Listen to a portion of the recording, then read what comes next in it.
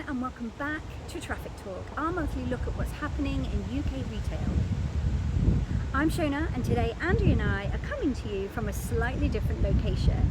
We're here at the Workman Centre Managers Conference at the Historic Dockyard in Chatham. Thanks, Shona. Yeah, a bit of a change of scene this month. We're surrounded by centuries of British maritime history, a place built on movement, trade and traffic, which makes it quite a fitting backdrop for today's conversations. Okay, so let's get straight into it.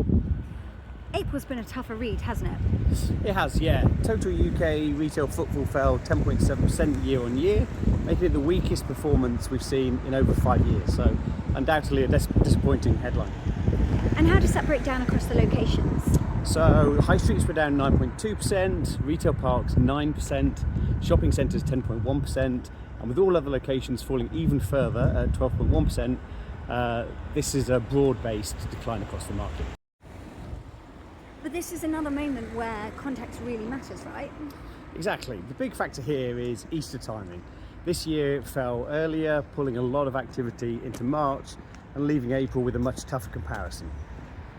So April on its own looks sharp, but that's not the full story. No, not at all. When you combine March and April, footfall is actually down 3.9%. Still negative, but a much more balanced view than April alone suggests. And beyond calendar effects, the consumer story hasn't really changed, has it? No, if anything, it's becoming more pronounced. Consumer confidence is weakening and cost of living pressures remain. So what we're seeing is shoppers becoming more selective. Fewer trips, but more purposeful.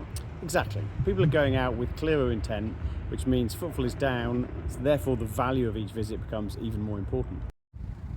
And that's exactly why we're here today at the Workman Conference. Absolutely. One of the big conversations we're having here is how AI is transforming footfall insights, helping centre managers not just understand how many people are visiting, but who they are, how they behave and what drives them to return. Because in a market like this, you can rely on volume, but it's about making every visit count and using better data to drive better decisions. Hey, spin round. Get a load of that. So how do we sum up April, Andy? So April is clearly disappointing on the surface, but it's not quite as severe as it looks at first. The calendar distortion played a big role, but the underlying message is consistent. Consumer caution remains and growth won't come easily. But there's still opportunity.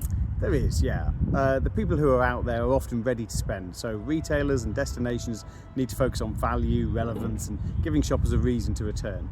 But ultimately, they'll continue to vote with their feet. And as always, all of this feeds into our UK index reports, from weekly headlines through to the full monthly view. And if you'd like to find out more, you'll find the details down in the comments. Okay, so that's it for this month's Traffic Talk, coming to you from Chatham's Historic Dockyard.